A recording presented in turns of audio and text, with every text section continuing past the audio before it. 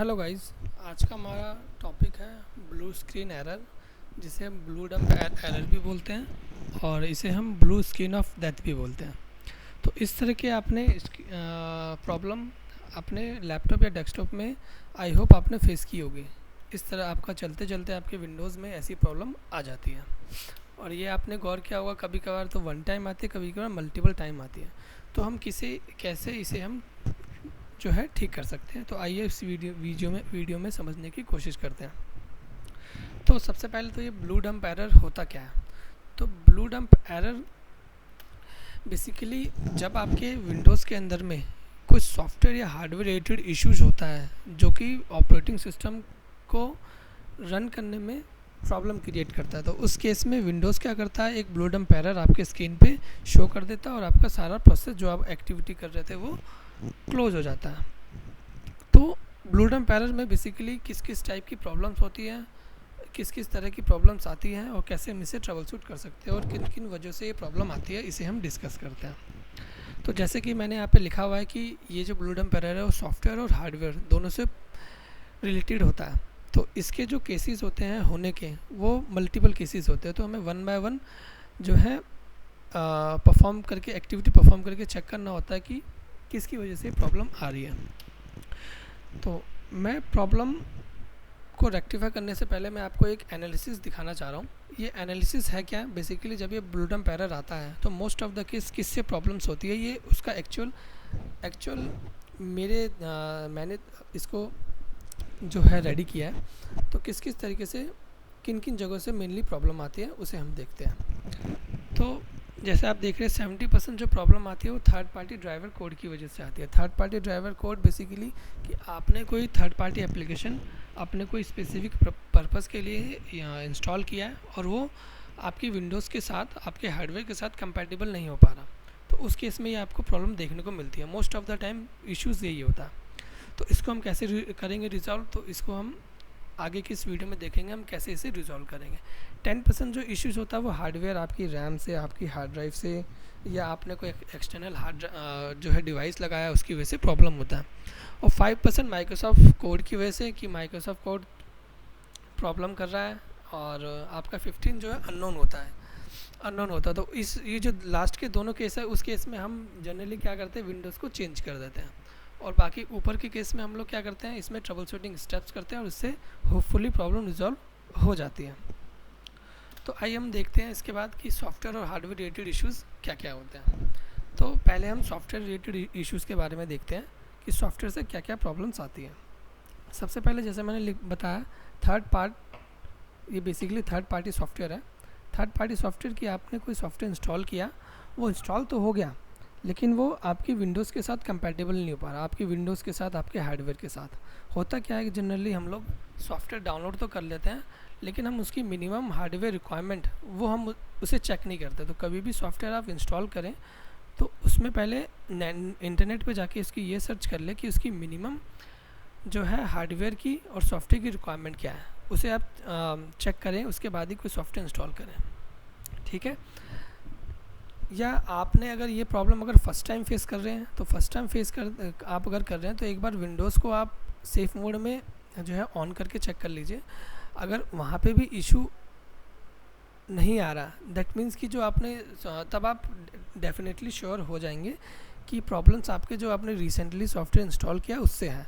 अगर वहाँ पे भी प्रॉब्लम्स आ रहा है दैट मीन्स कि प्रॉब्लम कुछ और है। तो उसके बाद हम नेक्स्ट स्टेप करेंगे। ठीक है।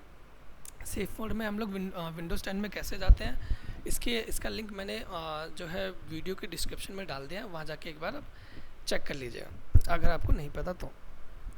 दूसरा जो इश्यूज हो सकता है वो आपके less space in Windows drive.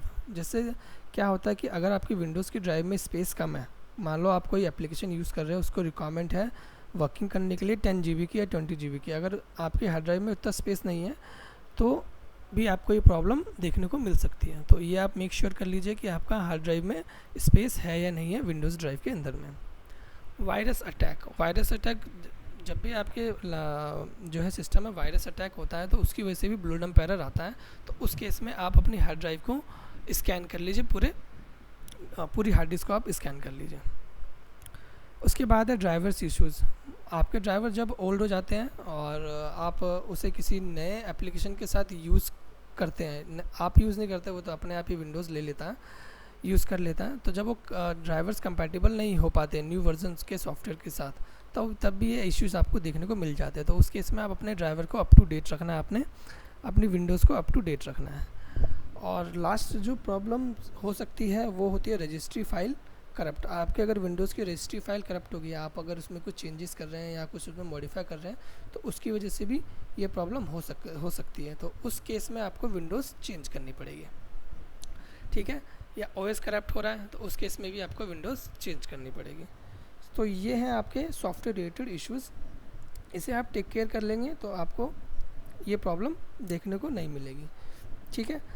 और हार्डवेयर रिलेटेड इश्यूज़ में आपका क्या क्या होता है, हार्डवेयर में क्या होता है कि आपने अगर रिसेंटली कोई हार्डवेयर अटैच किया है, हार्डवेयर कहने का मतलब मान लो आपने न्यू जो है हार्ड ड्राइव अपने सिस्टम में, मान लो आपने 2 हार्ड डिस्क लगा रहे हैं, आप 2 हार्ड डिस्क लगा रहे हैं, तो अगर मान लो सिस्टम इतना कैपेबल नहीं है कि 2 हार्ड ड्राइव को रन कर पाए, या उस पर लोड बढ़ रहा है, लोड किसी भी वजह से उस पर बढ़ सकता है, मान लो उसमें प्रोसेसर उतना कैपेबल नहीं है, रैम उतनी नहीं है, लेकिन आपने फिर भी उसमें हार्ड ड्राइव लगा दी है, तो क्या होता है कि सिस्टम उस दोनों हार्ड ड्राइव को हैंडल नहीं कर पाता और वो उस टाइम ब्लू डंप का एरर दे देता है आपको।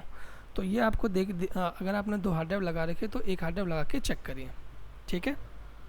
उसके बाद मान लो कि आपने कोई एक्सटर्नल कोई रैम लगाई है, मान लो आपकी रैम पहले कम थी, आपने उसे इंक्रीज़ कराया, तो वो रैम अगर कंपैटिबल नहीं हो पाती आपके इस जो है मदरबोर्ड के साथ या लैपटॉप के साथ, तब उस केस में भी आपको ये प्रॉब्लम देखने को मिल जाती है। तो उस केस में आपको जो है अपने रैम की जो है मेगाहर्ट्ज़ आपको चेक कर लेना है कि जो पहले से इंस्टॉल है वो मेगाहर्ट्ज़ और जो आप न्यू इंस्टॉल कर रहे हो वो मेगाहर्ट्ज़ सेम है या नहीं है। कभी कभार क्या होता है डिफरेंट मेगाहर्ट्ज़ से भी प्रॉब्लम आ जाती है। तो इसमें आप जो समझ पा रहे होंगे कि इसमें जो रिसेंटली आप इंस्टॉल करते हैं और उसके बाद अगर आपको प्रॉब्लम देखने को मिल रही है, तो आप उस हार्डवेयर को निकाल के एक बार चेक कर लीजिए क्या उस प्रॉब्लम उस हार्डवेयर में तो नहीं है, ठीक है।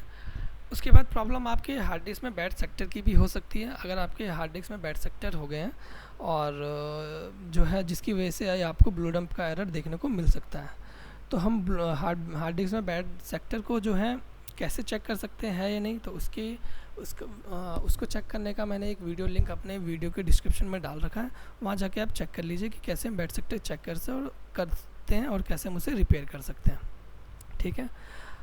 नेक्स्ट जो रीज़न हो सकता है वो है आपका हार्ड डिस्क फेलियर।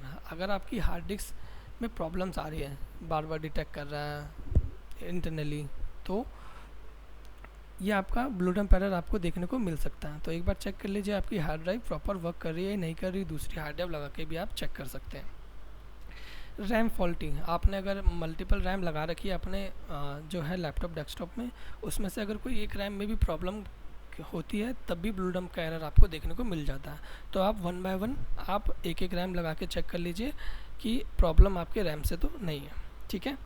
लास्ट आपका इशू, अगर इन सब चीज़ें करने के बाद भी आपकी प्रॉब्लम नहीं रिजॉल्व हुई, तो आपके मदरबोर्ड के कंपोनेंट की वजह से भी ये प्रॉब्लम आपको देखने को मिल जाती है, ठीक है। तो आप जब ये सारा चीज़ कर लेंगे तो आप मुझे नहीं लगता कि आप मदरबोर्ड के कंपोनेंट्स को चेक कर, अगर आप जो है इलेक्ट्रिशियन आपने इलेक्ट्रॉनिक नहीं कर रखी है तब तक आप इसे नहीं देख पाएंगे। तो इस केस में आपको अपना मदरबोर्ड रिपेयर कराना पड़ेगा, ठीक है। तो आई होप कि आपको ये ब्लू डंप का एरर समझ में आया होगा कि किन किन रीज़न की वजह से ब्लू डंप का एरर आता है और हम इसे कैसे कैसे रिजॉल्व कर सकते हैं। अगर ये वीडियो आपको अच्छी लगी होगी तो इसे लाइक शेयर्स और जो है कमेंट करके बताइए कि इसमें आपको कौन सा पार्ट अच्छा लगा और आपको नेक्स्ट किस टॉपिक पे वीडियो चाहिए। मैं उस पर पूरी कोशिश करूँगा वीडियो बनाने की। थैंक्स।